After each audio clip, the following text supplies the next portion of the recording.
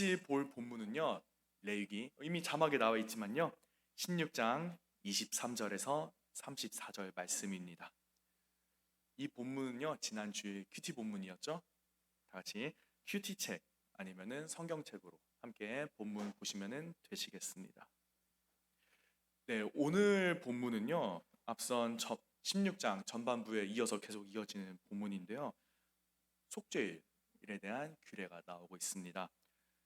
레위기 4장에서 이미 속죄제에 대한 규례가 나와 있긴 하지만요. 오늘 본문에 나오는 속죄 규례는 앞선 속죄 규례와는 완전히 다른 성격을 가지고 있습니다. 그 이유는요. 레위기 4장의 속죄제는요. 개인의 죄를 위해서 세워진 그런 규례이고요. 오늘 같이 보는 16장의 속죄일은 이스라엘 모든 백성들의 죄를 위한 규례로서 그 범위의 차이를 두고 있음을 우리는 알고 있습니다. 그런 의미에서 오늘 다루는 속죄일 잘 알고 있습니다. 무엇이라고 부르나요? 이미 정답 다 알고 계시죠? 대속죄일, 대속죄일이라고 우리는 함께 부르고 있습니다. 이제 앞서서 이미 저번 주 토요일이었죠? 그때 큐티 영상을 통해서 우리가 이미 살짝 살펴는 봤지만요. 오늘 다시 한번 속죄일 규례를 정리하는 의미에서 16장 전반부부터 도대체 어떤 내용이 있었는가, 속죄일 규례가 도대체 무엇이냐를 다 같이 한번 정리를 해보도록 하겠습니다. 평소에는 들어갈 수 없는 장소가 한 군데가 있는데요. 오로지 속죄일에만 들어가는 것이 허락된 장소가 한 군데 있습니다. 이스라엘의 진영 가운데서요. 그곳은 바로 지성소입니다. 그것도 지성소는 아무나 들어갈 수 없었습니다. 대속죄일 날에 오직 대제사장만이 들어갈 수 있는 아주 성스러운 장소였습니다. 발음이 잘 안 되네요. 대제사장, 대제사장?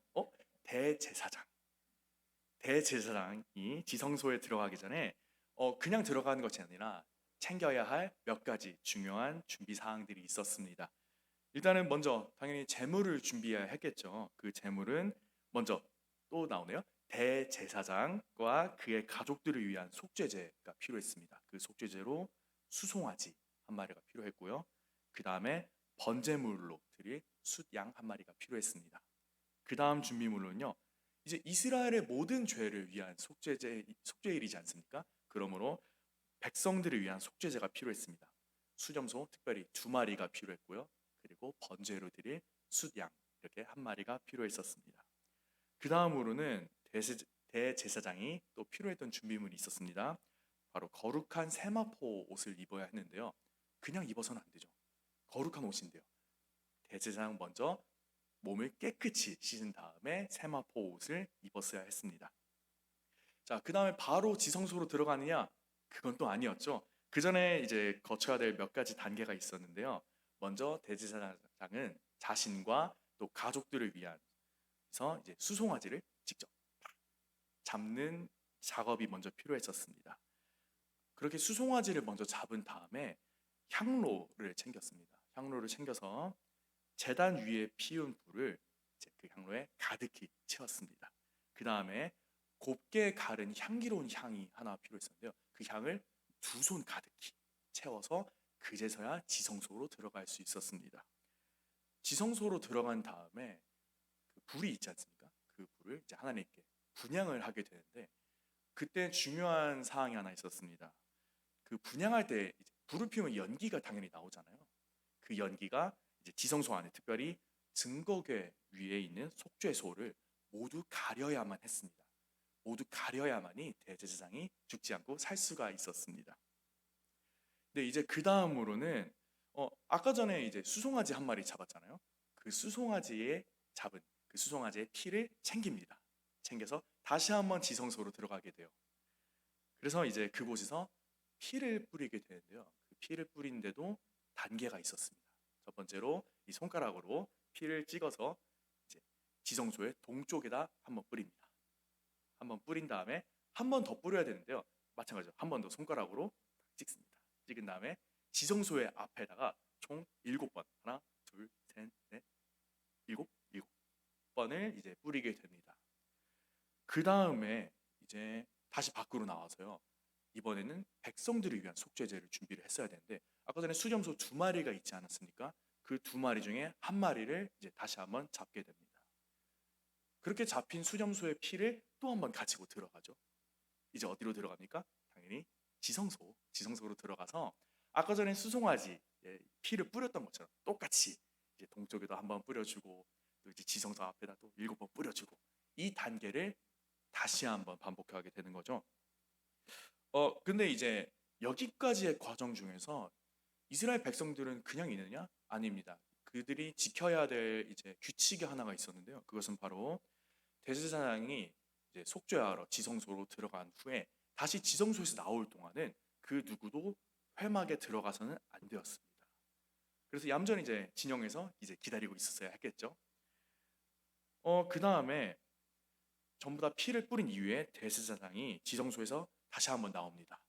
그 다음에 이제 또 다시 가야 되는 곳이 있었는데 바로 번제단으로 이동을 했습니다. 이제 번제단을 성결하게 하는 그런 작업이 필요했는데요.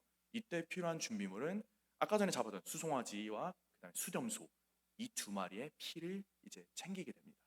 그 다음에 잘 알고 있죠? 그 피를 또 한번 가지고 이제 번제단 내 귀퉁이에다가 피를 뿌리게 됩니다. 피를 뿌린 다음에 이제 여기서 끝나지 않죠? 또 다시 한번 이 손가락으로 이 피를 가지고 번제단 위에 다시 한번 뿌리게 됩니다. 여기까지가 번제단을 성결하게 하는 작업이었고 그 다음으로 이제 우리가 16장에서 가장 잘 알고 있는 장면이 하나 나오게 됩니다. 아까 전에 우리가 준비했던 제물 중에 수렴소 한 마리가 남았잖아요.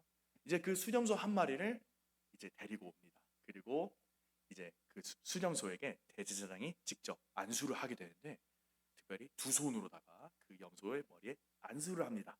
안수를 한 다음에 이스라엘 모든 죄를 다 이야기를 하죠. 사실 염소 입장에서는 좀 억울하지 않았을까요? 갑자기 모든 죄를 뭐야? 그래요. 이제 어쨌든 이 모든 죄를 다 아뢰는 다음에 미리 정해두었던 한 사람이 있었습니다. 이제 그 사람이 이제 그 염소를 데리고 광야로 이제 떠나죠. 그래서 아무도 닿을 수 없는 그곳에서 이제 그 염소를 놓아주게 됩니다. 그 염소를 잘 알고 있죠. 우리는 아사셀 염소라고 부르게 됩니다. 자, 여기까지가 우리가 다뤘던 16장 전반부였죠. 자, 그 다음으로 이제 이 속죄일에 대한 규례는 끝나지 않습니다. 아사셀을 보낸 이후에 그 다음에 대제사장은 다시 한번 자신의 몸을 씻습니다. 그 다음에 세마포 옷을 전부 다 이제 놔두게 되죠. 근데 이때 조금 재미난 사실이 있는데요. 유대인 전승에 의하면은 그 세마포 옷은 이제 한번 이제 벗었던 그 세마포 옷은 그 이후로 그 누구도 전혀 입지 않았다고 합니다.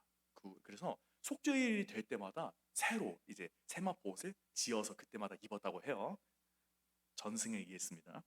그 후로 이제 다시 돌아가서 몸을 깨끗이 씻은 다음에 평소에 제사를 드렸던 그 복장으로 다시 한번 돌아오게 됩니다. 그 다음에 이제 또 제물 두 마리 남았죠. 수냥. 이제 그 번제를 위해 준비했던 수냥 두 마리를 이제 번제를 드립니다. 기름도 남기지 않고 전부 다 활활활 태우게 되죠. 그 다음에 아까 전에 수송아지를 이제 제물로 드리지 않았습니까?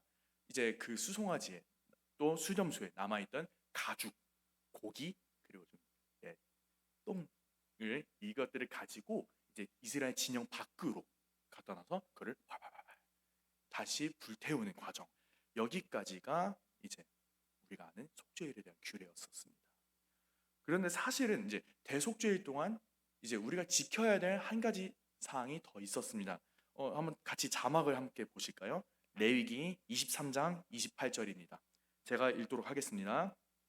이 날에는 어떤 일도 하지 말 것은 너희를 위하여 너희 하나님 여호와 앞에 속죄할 속죄일이 됨이니라. 아멘. 네, 속죄일 기간 동안요 다른 어떤 일도 해서는 안 되고요 오직 안식을 취해야만 했습니다. 계속해서 자막 한번 보실 텐데요. 레위기 23장 32절입니다. 이는 너희가 쉴 안식일이라. 너희는 스스로 괴롭게 하고 이달 아흐렛날 저녁 곧 그 저녁부터 이튿날 저녁까지 안식을 지킬지니라. 아멘. 이제 속죄일은 이제 우리가 알고 있습니다. 히브리 원력으로 7월 10일에 드려지게 되는데요. 그 전날 7월 9일 저녁부터 이제 10일을 지나서 7월 11일 저녁까지 일수로만 따지면 거의 3일이죠. 이 기간 동안 오로지 금식을 해야만 했습니다. 이제 다시 한번 정리를 해보도록 하지요. 이 속죄일 기간 동안은 일을 하지 않고 오로지 안식을 취하면서 또한 금식을 했어야만 했습니다. 근데 그냥 쉬고 금식을 하는 것이 아니라 이 기간 동안 자신의 죄를 한 번 더 되돌아보게 되고 다시 한번 회개하게 됩니다. 그래서 하나님과 관계 회복에 힘쓰는 그런 날이 바로 속죄일이었습니다. 계속해서 레위기 16장 29절을 함께 한번 이번에는 한번 함께 읽어볼까요? 다시 한번 읽어보겠습니다. 너희는 영원히 이 규례를 지킬지니라. 일곱째 달 곧 그달 10일에 너희는 스스로 괴롭게 하고 아무 일도 하지 말되 본토인이든지 너희 중에 거류하는 거류민이든지 그리하라. 아멘. 네, 이 속죄일은 영원히 지켜야 될 1년에 한 번 있는 아주 큰 행사였는데요. 이 기간 동안에 아까 전에 이야기하지 않았습니까? 안식하고 금식을 했어야만 했다고. 그런데 이걸 지켜야 될 사람들은 이스라엘은 당연히 지켜야죠. 이스라엘은 지켜야 되고 그 다음에 이스라엘과 함께하는 비록 외국인이었지만은 이스라엘의 모든 종교, 모든 관습을 받아들이고 이스라엘과 동화되기로 결심했던 그곳에 있는 외국인들 또한 지켜야만 했던 아주 거룩한 날이었었습니다.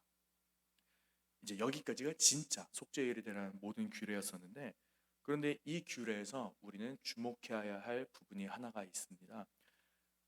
다 함께 레위기 16장 24절, 26절, 28절을 함께 연달아 읽어보도록 하겠습니다.